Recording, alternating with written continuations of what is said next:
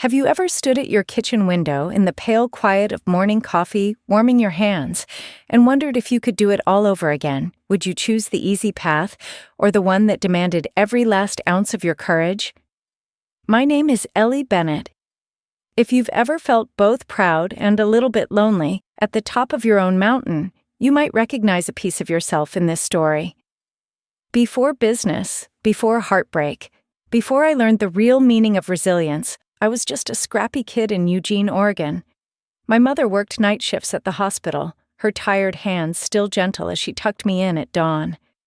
My father, an Irish immigrant, brought home the scent of machine oil and hope.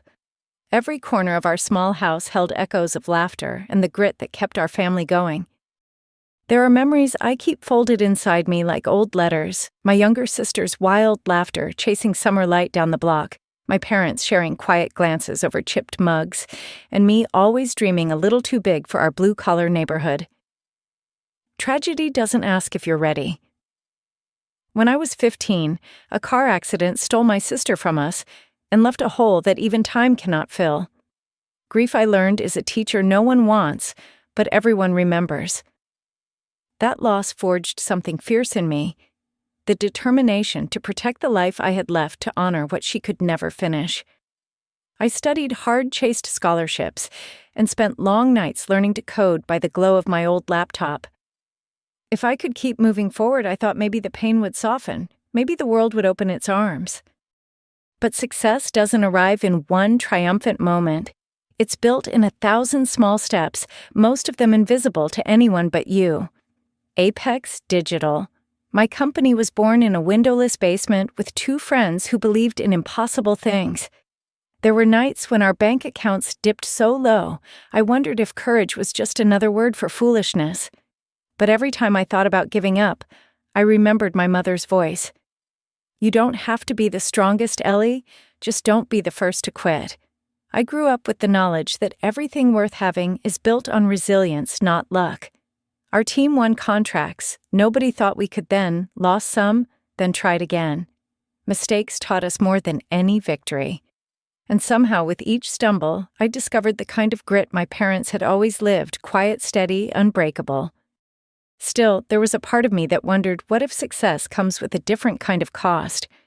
When you pour yourself into building something from nothing, there's not always much left for love, for rest, for the softness of belonging. I watched friends drift away, some unable to understand my drive. Others wishing I'd slow down, settle and make room for the ordinary dreams of family and comfort. There were moments late at night when loneliness felt like another language I'd grown fluent in, and yet I never wanted to trade the life I'd built, not for safety, not for approval, not even for love. Or so I thought. If you've ever asked yourself whether you can really have it all, or if some victories are bittersweet, stay with me.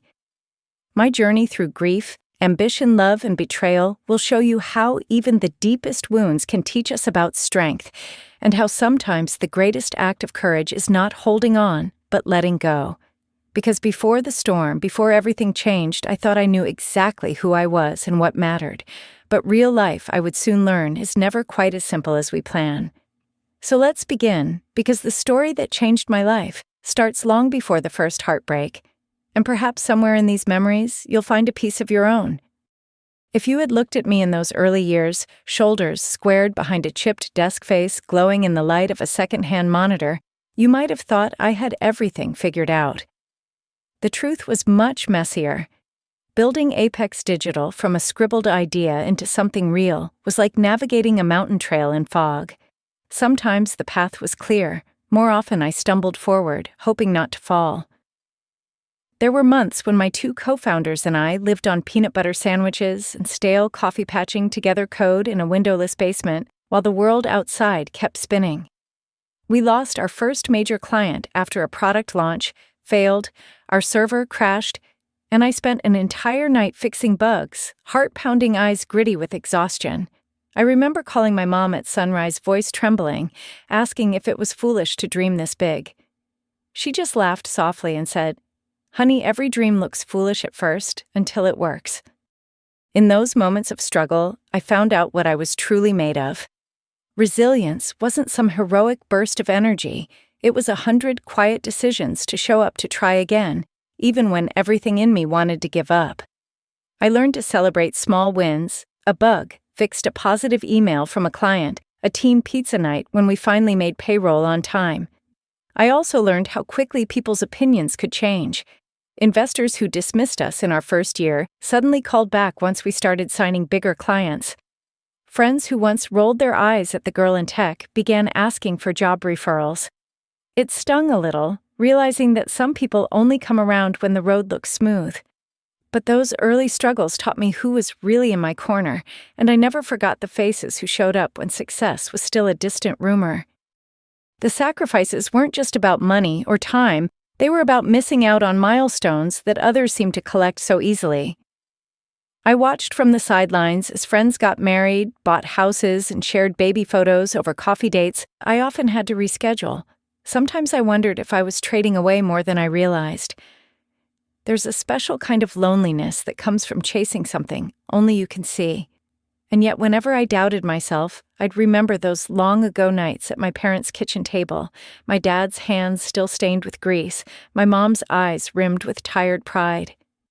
They had taught me to value the journey, not just the finish line. I realized that it's okay for our dreams to look different from the ones around us, and that there is no right way to build a life. In fact, the world needs people who choose the less traveled path, who risk a little heartbreak for the hope of something better.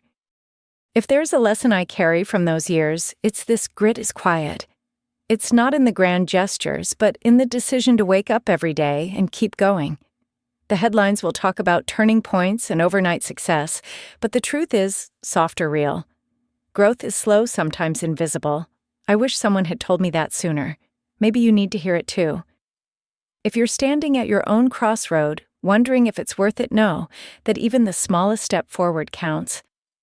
Every late night, every rejection, every small kindness, they add up. I look back now and realize those years didn't just build a company, they built me.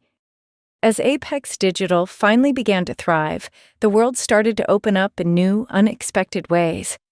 Suddenly, my days were filled with meetings, networking events, invitations to panels, and awards I'd only ever watched from afar.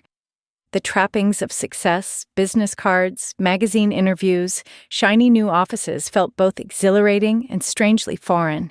And still some nights I'd catch myself at the window, city lights glinting in the glass, wondering what all this was really for. It's funny how the world can feel both vast and incredibly small, how triumph can walk hand in hand with doubt. I didn't know then that a different kind of challenge was waiting, a chance encounter that would ask me to risk not just my pride, but my heart. But that's a story I'll tell you next. It was on an ordinary Tuesday, the kind that hums with email notifications and coffee breaks, that my story quietly changed course. Apex Digital had just secured a partnership with Hayes Manufacturing, a respected name in the Pacific Northwest, and I was invited to a celebratory dinner at their Portland headquarters. I'd never thought much about business dinners. They were usually more about formalities than real connection. But that night, something in the air felt lighter, like the pause between notes in an old song. I remember watching the city slip by from the cab window, nerves fluttering in my chest and telling myself it was just another evening. In a way it was. In another, it was the beginning of a chapter I'd spent years convincing myself I didn't need. Adam Hayes was the kind of man who didn't need to command the room to be noticed. He was his father's youngest, a tall, quietly handsome man in his mid-40s with laugh lines around his eyes and an easy, self-effacing humor. He greeted everyone from CEOs to interns with the same warmth, and when he shook my hand, his grip was both steady and gentle. We talked about the partnership, about the region's best hiking trails, about indie rock bands that had played at dusty college bars. For a moment, business faded into the background, and I remembered what it was like to be simply myself, not Ellie Bennett CEO, but Ellie who loved rainstorms and old guitars. Looking back, I realize how rare it was to feel seen that way, especially in rooms where power usually set the terms. Our conversation lingered long after dessert was cleared. Adam had a way of listening that made you want to keep talking, a rare gift in a world that so often rushes past nuance. He asked about my family, my childhood in Eugene, and listened closely as I shared stories of my sister and the winding path to Apex Digital. He told me about growing up in Portland, the pressures of being the youngest in a family, where tradition sometimes mattered more than truth, and the joy he found in restoring vintage motorcycles. There was a gentleness to him, a kind of patience that made me feel both at ease and a little off balance. For someone used to building walls, I was surprised at how quickly I wanted to let him in.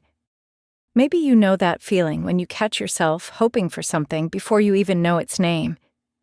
I spent so long believing love was a distraction, a luxury for people with simpler dreams. I'd seen too many friends lose themselves in relationships, giving up ambitions for comfort or approval. For years, I convinced myself that success required sacrifice, and that the safest way to protect my heart was to keep it busy. But that night, driving back to my hotel under a silver Oregon moon, I wondered if there was another way. If the right person might see ambition not as a threat, but as something to be cherished. It was a new kind of hope, quiet, and a little fragile, but real enough to make me smile in the dark. In the weeks that followed, Adam and I found excuses to cross paths. Sometimes it was a work call that lingered longer than necessary, or a coffee at a neighborhood cafe before a meeting.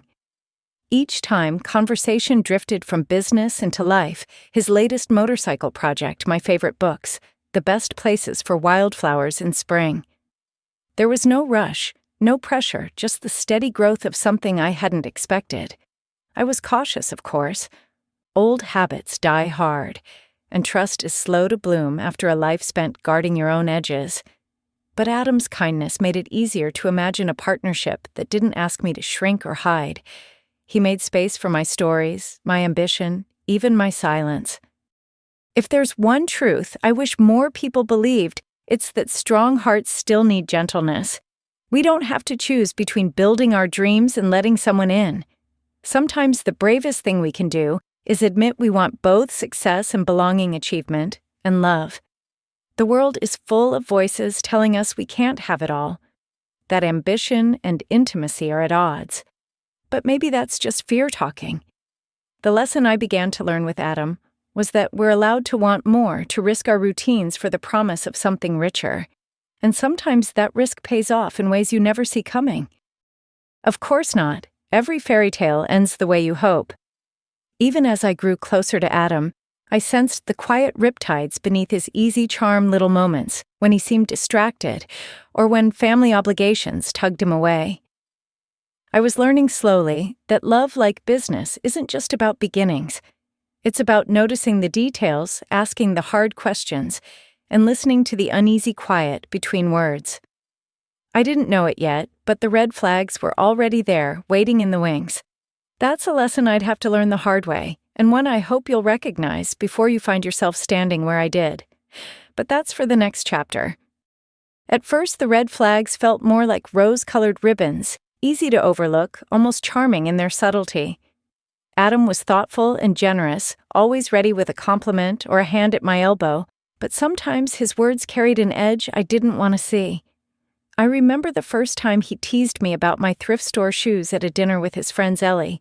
"You really are dedicated to that Eugene bohemian look, huh?" He grinned, and his friends laughed, but I felt a prick of embarrassment, quickly brushing it off. Maybe he was just being playful, I told myself. After all, I'd grown up in a world where teasing meant affection, and I didn't want to seem thin-skinned. Besides, wasn't it nice that he noticed me at all? It's easy to rationalize little slights when your heart is hungry for connection. One afternoon, Adam invited me to meet his mother Sandra at her garden club event. I dressed carefully, choosing a simple navy dress and the necklace my sister had given me years ago. The other women wore pearls and silk, their conversation light as petals floating in the breeze. Sandra smiled, but her words landed sharp. "It's sweet how you've built something for yourself, Ellie. Not every woman needs to work, of course, but it's admirable." I forced a polite laugh, wishing I could disappear into the hedges. Later, Adam squeezed my hand and whispered, "Don't mind her. She just likes things her way." I wanted to believe him. I wanted to believe I belonged. Looking back, I realize how often we accept small indignities because the world has trained us to be grateful for even partial acceptance. There's a particular tightrope many women walk, balancing the desire to fit in with the need to stand tall. I convinced myself that if I just tried a little harder, smiled a little wider, I could smooth over the differences between Adam's world and mine. When he made jokes about women in tech at a company party, I told myself he didn't mean any harm. When he forgot my birthday but sent flowers the next day, I chose to focus on the gesture, not the oversight. After all, wasn't every relationship a negotiation of quirks and compromise? Wasn't I supposed to be flexible? But compromise, I've learned, shouldn't require you to disappear piece by piece. In my search for acceptance, I started shrinking not just my opinions, but the parts of myself that made me proud. I stopped talking about Apex Digital's wins when we were out with Adam's friends, choosing instead to ask about their vacations and new cars. I started to measure my words, then, my ambitions against what might make Adam and his family more comfortable. It's a slow erosion, almost invisible at first. And yet I'd tell myself, this is what it takes. This is what women do when they want love to last. Here's where I want to pause and offer a truth I wish I'd learned sooner.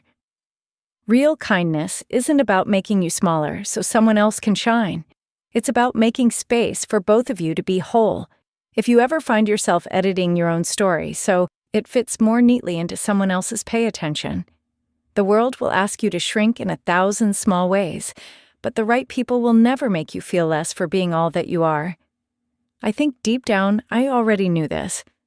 But hope can make us believe we're the exception, that we're strong enough to bend and never break. With every little concession, I drifted further from the woman I'd worked so hard to become. Adam's affection was real, but it came with conditions spoken and unspoken. Still, I clung to the moments that felt easy, the laughter, the softness I craved. I told myself that every relationship had challenges, that no one was perfect, and that love, if I just tried hard enough, could smooth out any rough edge. What I didn't see or chose not to was that some edges aren't meant to be sanded down. Some are warning signs, not invitations for patience. All of this built quietly toward a storm I didn't want to admit was gathering. The more I gave up to keep the peace, the less peace I actually felt. Nights grew longer, my confidence wavered in rooms where I'd once been certain. Yet I still hoped with every part of me that Adam would prove the doubters wrong. I didn't know that soon I'd have to choose between the life I'd built and the love I thought I needed. And that choice, painful as it was, would become the turning point of everything that came next. Boundaries are funny things. You don't notice they've slipped until you realize you're standing somewhere you never meant to go. As my relationship with Adam deepened, I found myself testing and redrawing my lines sometimes without even noticing. There was the weekend trip to his family's lake house where I left my laptop at home, wanting to show I could be present, unplugged, easygoing. When Adam's sister asked if I'd ever consider moving to Portland just to make life easier, I heard myself laugh, promising, maybe someday. My old friends would have raised their eyebrows, but I was determined to prove I could fit into this new world, polished, polite, predictable. I started dressing differently, trading my usual practical boots for heels that pinched and quietly Googling the names of designers Sandra Hayes admired, hoping I wouldn't stand out for the wrong reasons. It's hard to pinpoint the moment you begin to blur your own edges.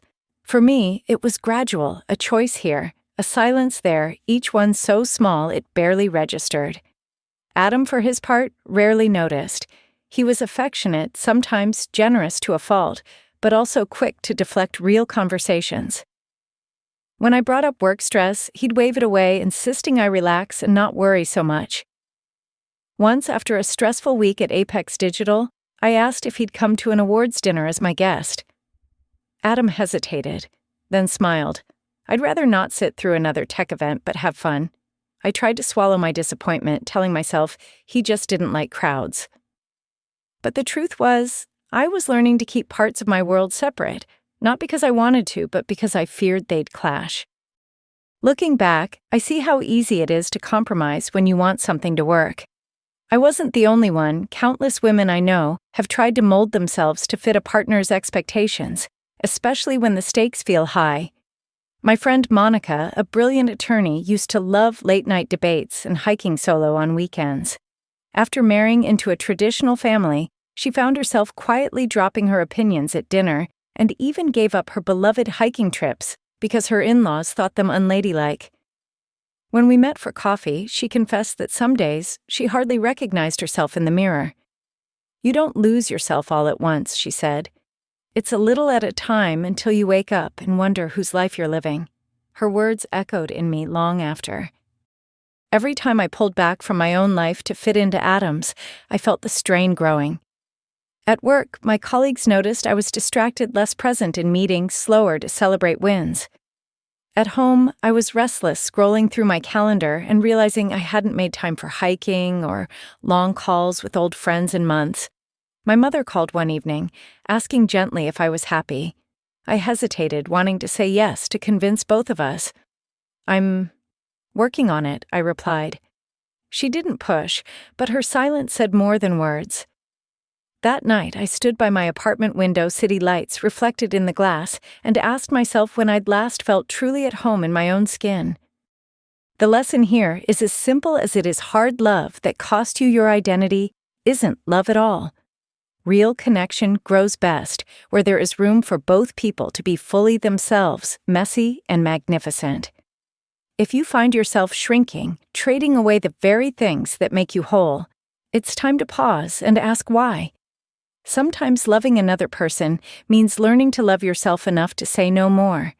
It took me longer than I'd like to admit, but eventually I understood that boundaries aren't walls to keep people out. They're the frame that keeps your life intact. Still, I clung to hope, certain that the next family dinner, the next holiday, the next compromise would bring me closer to belonging.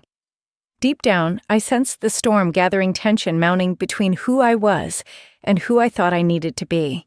I told myself that all families had growing pains, that love was a slow and patient teacher. But sometimes the lessons come all at once in a single moment that changes everything. I didn't know it then, but I was about to face a test that would strip away every illusion and force me to choose the life I'd built or the love I thought I couldn't live without. Some turning points come quietly, others crash into your life like a wave, unstoppable and undeniable. For me, it all unraveled at the Hayes family's annual spring dinner, a grand affair that felt from the moment I arrived more like a test than a celebration. Their home was elegant, full of polished wood and the scent of old roses, but I sensed the tension humming beneath the surface. Adam squeezed my hand as we walked in his mother Sandra's eyes, already sweeping over my outfit with the critical gaze I'd come to recognize.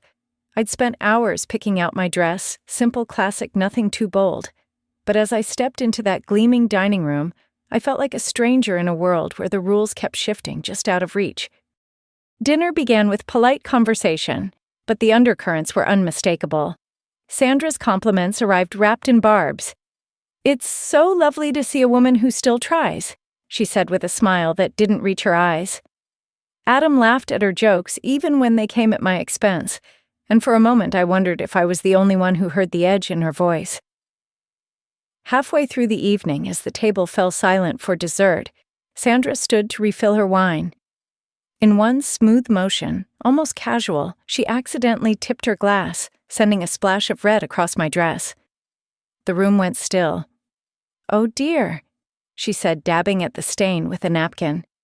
"Perhaps this will help you feel more at home." The words hung in the air, heavy and cruel. Adam's laughter, awkward too loud, echoed around the room. My cheeks burned, but something inside me hardened. For the first time, I saw with painful clarity this wasn't just about fitting in or winning approval. It was about dignity.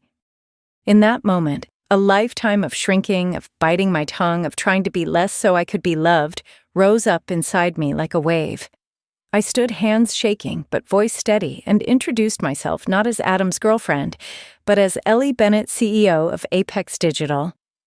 The room seemed to shrink around me as I explained calmly that I would no longer accept disrespect, not here, not anywhere. I announced my decision to end not just the relationship, but the business partnership that had linked our companies for years. There was a stunned silence, broken only by the clink of Sandra's glass against the table. Adam's face turned ashen. His father's eyes widened in disbelief. In that charged hush, I felt strangely free, scared, yes, but also lighter than I had in years. I left without looking back, my heels clicking on marble, like the punctuation mark at the end of a long, painful sentence. Looking back, I know I'm not alone in that moment. So many people, women especially, find themselves at tables where the cost of belonging is their own sense of self. We are taught to endure, to make nice, to smooth over the rough edges of someone else's discomfort at the expense of our own. But there comes a point when endurance becomes erasure, when patience is just another word for silence. Real love, real partnership doesn't require you to vanish. It asks you to stand tall even when your voice trembles. That night, I learned that some rooms are not worth shrinking to fit. The lesson is hard, but necessary. You cannot build a life on someone else's shifting terms. You are allowed to take up space to say enough. Walking away from that dinner wasn't just the end of a relationship, it was the start of reclaiming my story. The hours that followed were a blur of emotions, relief, heartbreak, anger, and strangely hope. I didn't know what would happen to Adam or his family, or how the business fallout would play out. But as I stepped into the cool night air, dress stained but spirit unbroken, I felt a sense of possibility stirring beneath the ache. Sometimes the bravest thing you can do is choose yourself, especially when it would be so much easier to stay. I was about to discover that every ending, even the painful ones, makes room for a new beginning. And as I began the slow work of healing, I realized my journey wasn't about proving myself to anyone else, it was about remembering who I'd been all along. In the weeks that followed, the shockwaves from that dinner spread farther than I ever imagined. Apex Digital's withdrawal from the Hayes partnership sent tremors through the Portland business community. Hayes Manufacturing, long respected but quietly struggling, suddenly lost one of its biggest contracts hours. News travels fast in business, and soon whispers of internal conflict and financial strain began to surface. Sandra, once the queen of garden parties and gala events, found herself on the outside looking in. Invitations slowed, polite smiles faded, and old friends quietly stepped back. Reputation, it turns out, is as fragile as glass. Adam unmoored for the first time drifted. He called a few times, voicemails full of regret and confusion, but I never picked up. I heard through mutual contacts that he'd left his father's company unsure what to do with himself after a lifetime of being protected from real consequences. He was never a bad person. He was simply untested, shielded from hardship in a way that made struggle feel foreign and frightening. His mother, too, was unaccustomed to having her authority questioned. For years, she'd defined herself by status, convinced that keeping up appearances was enough to keep her world safe. But real security, I realized, doesn't come from control. It grows from humility, from the courage to admit when you're wrong and the willingness to change. Watching the Hayes family unravel was not the revenge story some might expect. In truth, it brought me little satisfaction. I thought often of Adam remembering both the good moments and the small ways we had failed each other. If I felt anything, it was a deep, quiet sadness for how often families, companies, even whole communities choose comfort over growth, letting problems fester until something finally breaks. It's a pattern I'd seen before in business leaders who refuse to listen to teams that paper over issues instead of facing them head-on. Eventually, the cost becomes too high, and what was once strong crumbles from within. This time it happened in real time, right in front of me. There's a lesson here that applies far beyond boardrooms and breakups. Accountability isn't about blame. It's about facing the truth of your actions and accepting the consequences even when they hurt. I've met so many people, clients, colleagues, even friends who carry old wounds because someone in their life refused to say I was wrong, and I'm sorry. The Hayes family, for all their privilege, were unprepared for a world where apologies matter more than appearances. I realized, too, that my own story was shaped not by the ways I'd been hurt, but by the ways I chose to respond. Walking away was hard, but it was also a declaration I would no longer be part of a cycle that rewarded silence and punished honesty. A few months after the partnership ended, I ran into an old friend at a tech conference. We shared stories over coffee, and she told me about her own decision to leave a lucrative but toxic workplace. "Sometimes you have to let go of what's familiar to find what's real," she said. Her words settled into my bones, gentle and true. I thought about how much energy I'd spent trying to belong, how many times I'd excused bad behavior in the hope that things might improve if I just tried a little harder. In business and in love, it's easy to believe that endurance is the same as loyalty, but endurance without boundaries only leads to resentment. The Hayes family's unraveling was a painful reminder that when growth is resisted, when hard truths are ignored, loss is inevitable. But for me, that loss created a clearing. With the weight of old expectations finally lifted, I found myself standing at the edge of something new. For the first time in a long while, I felt both frightened and free. Healing is rarely quick, and it's never linear. But as the dust settled and I turned my attention back to Apex Digital, my family and the quiet rituals that had always grounded me, I realized I had a rare and beautiful opportunity to rebuild, not as the person I thought I needed to be, but as the woman I'd become. And so, as summer gave way to fall and the city lights began to shimmer earlier in the evening, I started the slow, hopeful work of coming home to myself. The journey was far from over. In some ways, it was just beginning. Next, I would discover what it really means to heal, to forgive, and to open your heart again to possibility. Healing rarely happens all at once. It's a slow, tender process, sometimes barely noticeable, sometimes startling in its sudden clarity. In the first weeks after that night at the Hayes house, I found myself drifting between relief and ache, strength and sorrow. There were mornings when I woke with a sense of lightness I hadn't felt in years, and others when the loss pressed in, heavy as rain on the roof. It surprised me how much space a single person, a single family could take up in your life, and how much space was left when they were gone. I leaned into routine early walks along the water, long conversations with my mom, evenings spent cooking simple meals for myself. I found a quiet comfort in the mundane, as if the small details of daily life could anchor me while my spirit learned to breathe again. Not every day was easy. There were nights when loneliness arrived sudden and sharp, catching me off guard at the end of a busy workday. I'd pass restaurants where Adam and I once lingered over dessert, or see a familiar brand of wine at the store and feel that familiar tug of memory. At times, I wondered if I'd made a mistake, if I'd asked for too much or been too inflexible. In those moments, I reached out for help. Therapy, once something I'd quietly recommended to friends but never tried for myself, became a lifeline. In those sessions, I found room to untangle old hurts, to say aloud the fears and regrets I'd carried since childhood. I realized how often I'd measured my worth by the comfort of others, and how much of my own story I'd left unwritten for fear of standing alone. My therapist once said, "Sometimes healing is just permission to grieve for what you lost, and for what you never truly had." That simple truth became a turning point for me. I started to seek connection not in grand gestures, but in genuine small acts of kindness.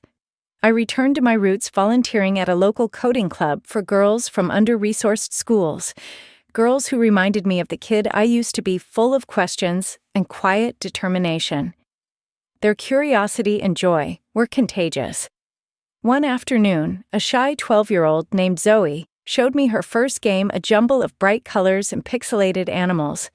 She beamed with pride as it ran successfully. In her accomplishment, I recognized a piece of my younger self, the belief that anything is possible if you just keep trying.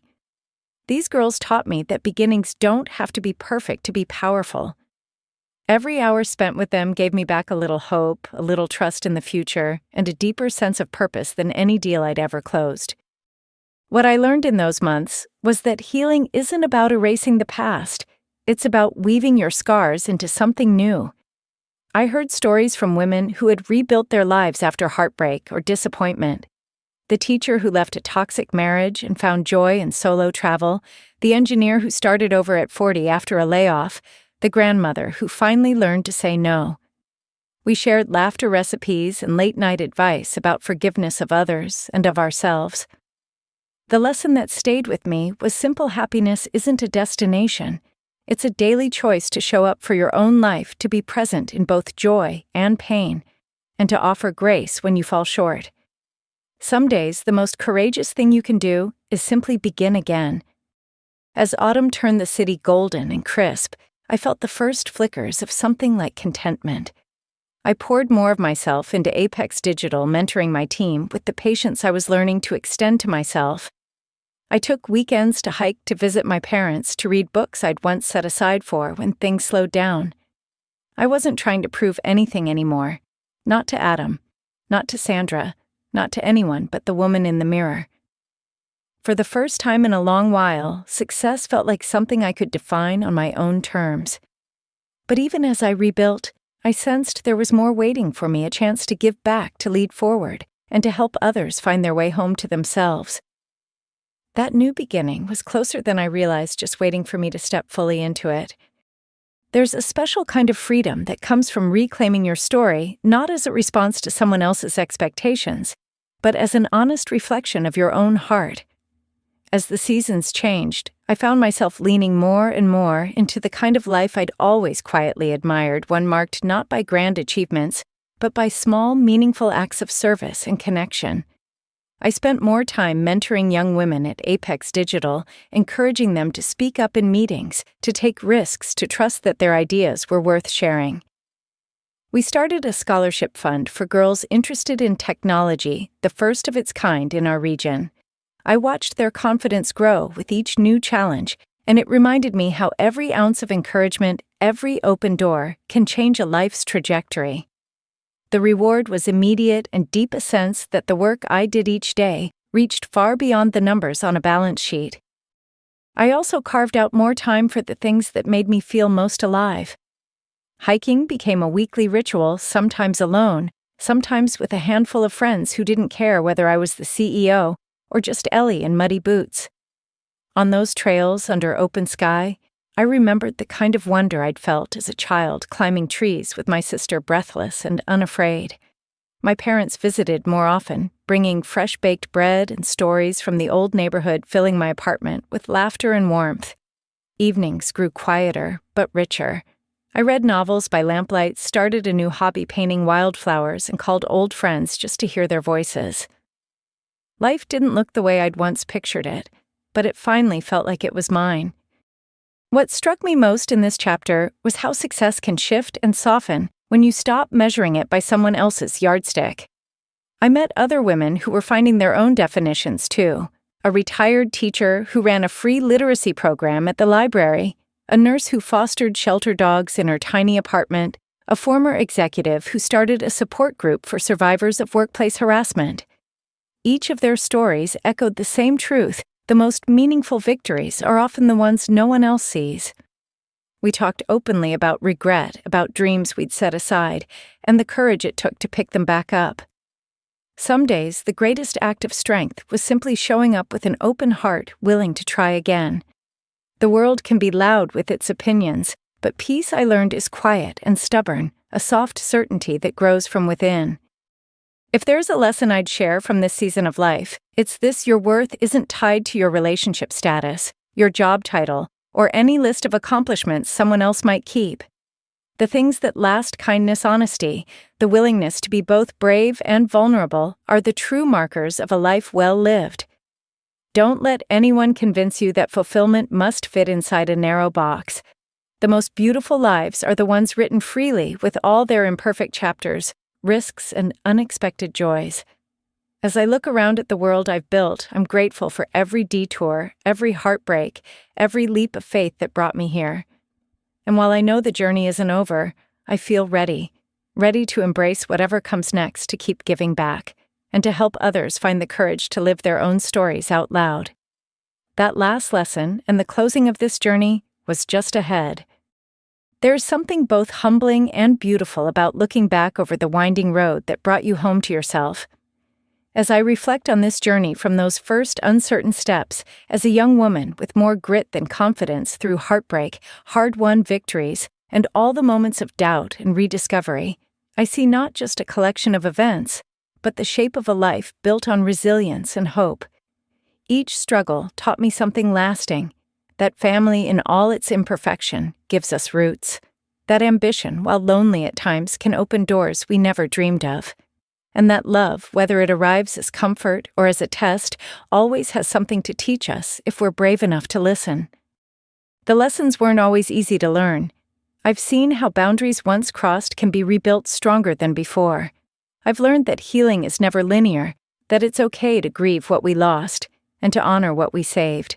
The setbacks that felt devastating in the moment, lost contracts, harsh words, lonely nights became stepping stones to deeper understanding and compassion. From my parents' sacrifices to my sister's memory from the promise of new beginnings at Apex Digital to the quiet joy of community and giving back, I found that fulfillment isn't a single summit, but a collection of small, brave choices. Success, I discovered, is less about applause and more about authenticity, living each day with honesty, kindness, and an open heart. If there's one thing I hope you'll take from my story, it's that your path doesn't need to look like anyone else's. It's okay to walk away from what doesn't serve you. It's courageous to start over, to forgive yourself for mistakes, and to reach out when you need help. No matter where you are, just beginning stuck in the middle or quietly healing after a fall, you are worthy of love, purpose, and belonging. Don't let the noise of the world drown out the wisdom of your own heart. The journey is yours to shape, and every day is a chance to choose again, to show up as yourself, and to write a chapter only you can live. Thank you for sharing this story with me. If it resonated, if you found comfort or courage, or even just a spark of recognition, I'd be honored if you'd subscribe to this channel, like this video, and share your thoughts in the comments below. Your voice matters, your story matters. Together we can build a community where honesty and hope take center stage, and where each of us is free to live love and lead on our own terms. Until next time, keep going. The summit is waiting, and you are stronger than you think.